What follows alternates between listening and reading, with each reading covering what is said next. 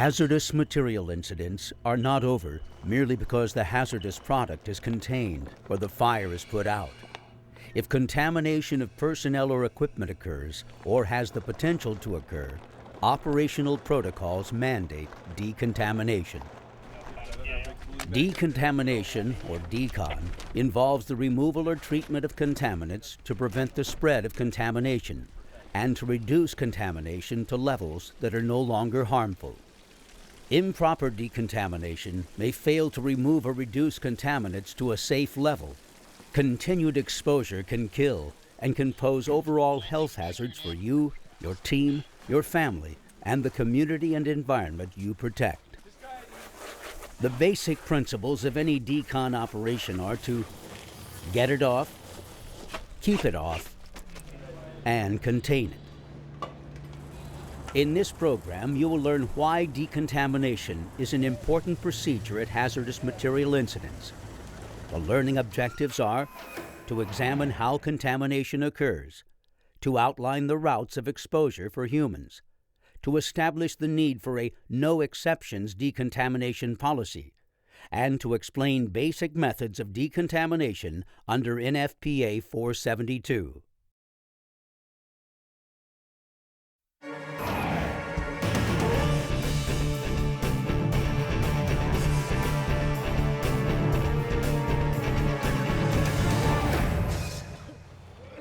Contamination with hazardous materials can be either primary or secondary and can affect people, animals, equipment, and the environment. Primary contamination occurs as a result of direct contact with hazardous material. Secondary contamination, or cross-contamination, is contact with a contaminated person, contaminated equipment, or contaminated byproducts such as runoff water or fumes. Secondary contamination can happen when a contaminant is carried outside the hot zone and is possible even far away from the scene. If a responder is contaminated with a concentrated pesticide and goes home without decon or a clothing change and plays with children, the pesticide could get on the children's skin and clothing. Another example of a secondary exposure is by radiation particles. Non-ionizing radiation from microwaves, radio waves, and visible light produces small amounts of energy that is not harmful. However, ionizing radiation creates charged particles, or ions, in things it contacts. Exposure to even a low level of ionized radiation could cause cellular damage. X-rays and ultraviolet light are ionizing. It is critical to avoid contracting or spreading secondary contamination, both at and away from the incident site. Provide a large enough secure perimeter to contain the contamination, and evacuate the public and all non-essential personnel from the hot zone. Refer to the initial isolation and protective action distances in your emergency response guidebook. Remember that all people and equipment leaving the area must be decontaminated prior to entering the cold zone. Be sure to wear the correct level of personal protective equipment during decon operations. Monitoring should be performed to determine the effectiveness of the decon procedure. Some hazardous materials are odorless, colorless, and tasteless. Meters and test strips can help identify what hazardous materials are present, whether they have traveled outside the hot zone, and the type of decon necessary. If you do not have monitoring instruments, you may be able to obtain technical assistance from the health department, local or federal environmental protection agencies, or a regional hazmat team.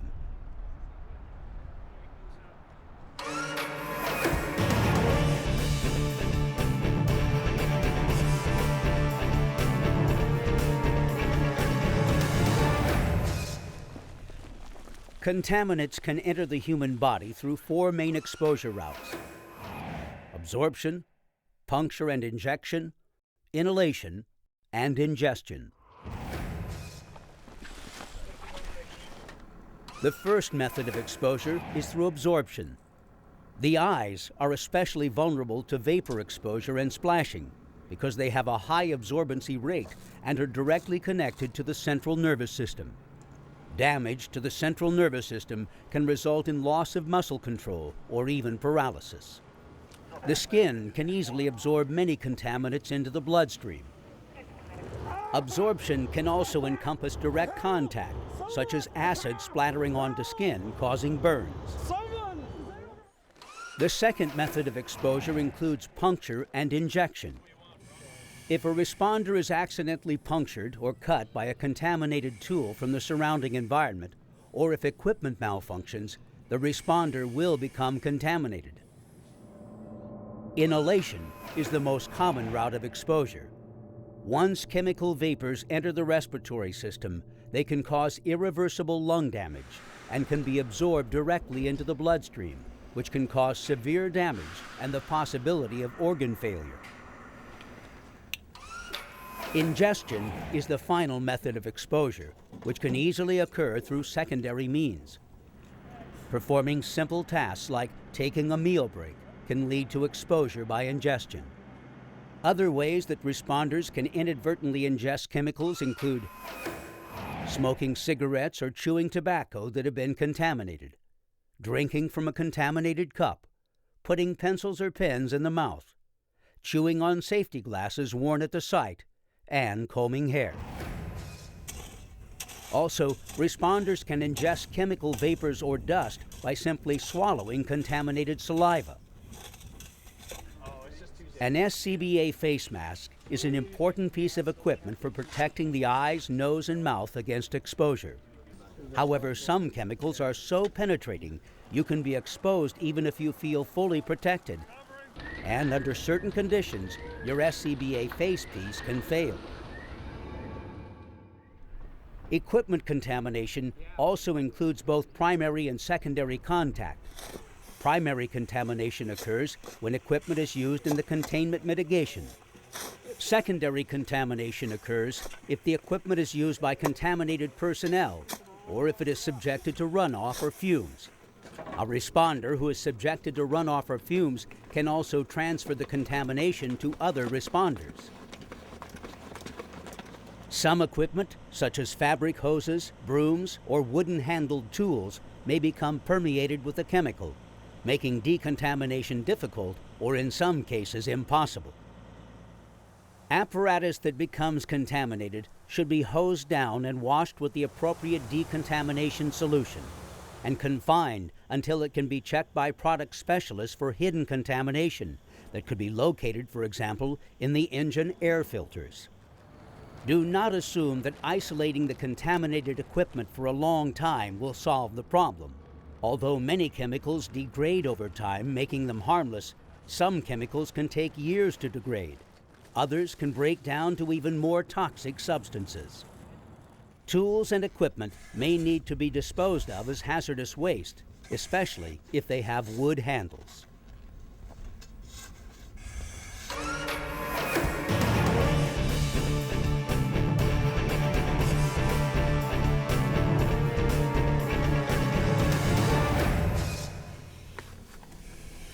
You must stringently follow your department's decontamination policies.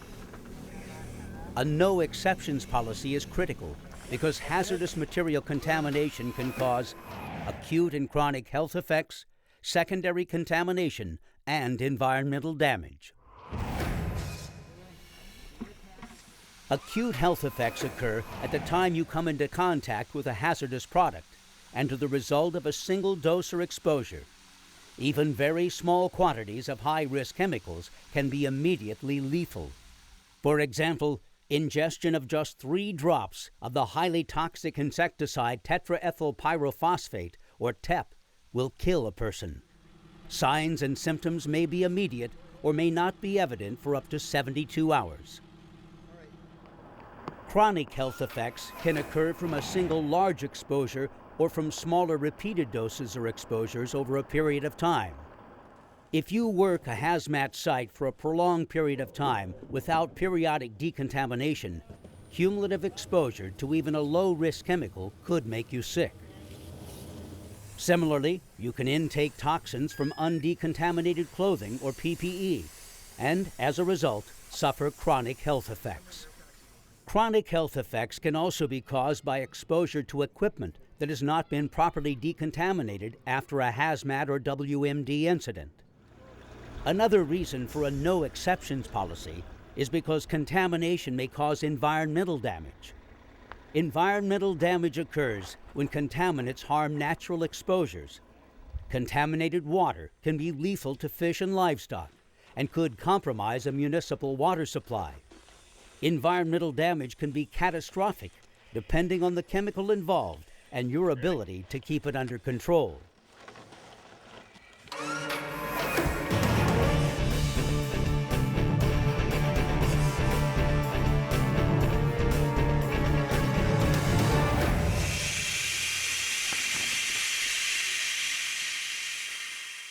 There are two basic means of decontamination, physical and chemical. Each of these methods and their setup procedures have advantages and limitations that should be considered prior to deciding on a course of action. Physical methods involve physically removing the contaminant. Basic physical methods of decontamination are absorption, dilution, washing, evaporation, vacuuming, and isolation and disposal. The absorption method is used for equipment and the environment, and in most cases is limited to flat surfaces. Materials used include soil, sand, sawdust, anhydrous fillers, and commercially available absorbents. Be sure the product you select will not react chemically with other substances. For example, clay granules sold as kitty litter are an inexpensive and readily available absorbent material, but they may contain deodorant that could react chemically with hazardous materials. Absorption also presents a hazardous waste problem and is not very practical for decontaminating people. Dilution is the most common method of decontamination, using large amounts of water to decontaminate the body, protective clothing, and equipment. Dilution only reduces the concentration of the product. It does not change its chemical makeup, but it is quick and usually economical because most responders have a ready supply of water. However, large amounts of water may be necessary to lower the concentration of the product to a safe level. Also, some chemicals are water reactive, and adding water may severely escalate the problem. The runoff becomes hazardous waste, though, and must be confined and disposed of properly. Washing with detergent solutions can be an effective decon process for certain materials, but also requires collection and proper disposal of runoff. Evaporation may be used on some surfaces if vapors do not pose a hazard. This method is not as effective on porous surfaces, though, and can take a long time. Vacuuming can be used for liquids or solids, but requires using equipment appropriate for the material being contained.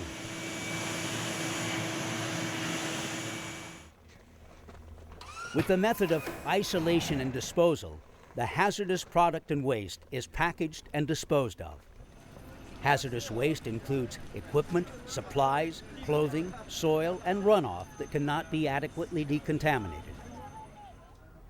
Although first responders may be involved in isolating the product and waste, hazardous materials contractors have the equipment, procedures, and permits to conduct disposal operations.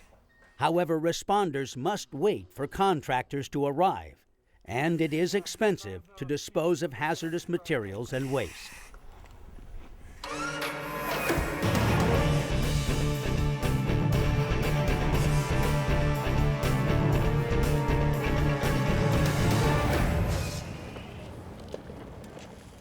Chemical methods of decontamination employ means of chemically altering the contaminant. Basic chemical methods of decontamination are chemical degradation, adsorption, disinfection, sterilization, neutralization, and solidification.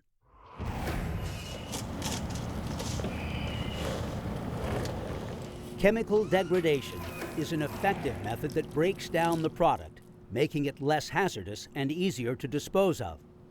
The chemical reaction may cause harm to a responder, however, and is generally used only on equipment.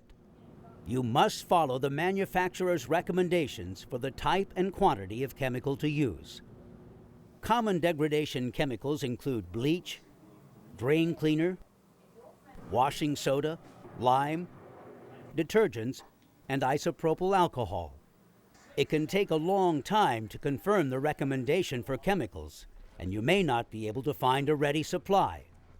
Also, this method is not appropriate for body decontamination. The chemical reaction gives off heat that would burn skin, and it is also hazardous to plant life.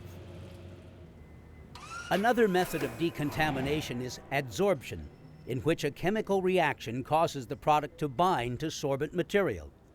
Adsorption is used for oil spills, radioactive spills, and certain metals that have contaminated water.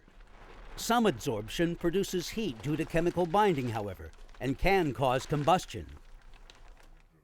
Disinfection is used to kill pathogenic microorganisms using chemicals or antiseptics.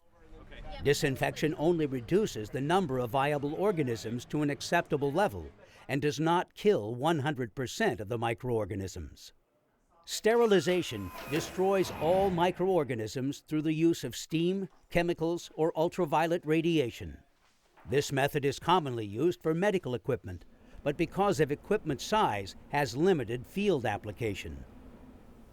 The method of neutralization involves adding a chemical that renders the original product inert. Neutralization can generate heat that could burn a responder and is therefore recommended only for equipment. Adding certain chemicals to an acid or a base can give them a safer neutral pH.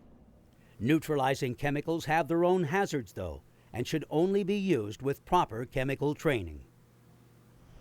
Some hazardous materials may be solidified by the addition of certain products. This method is relatively quick, but also requires proper containment and disposal of the waste. All decontamination methods have advantages and limitations. It is not realistic to assume that you will be able to confine all runoff or pick up every last particle of absorbent. But the objective in decontamination is to reduce contamination on people, equipment, and the environment to safe levels within the conditions posed by an emergency situation.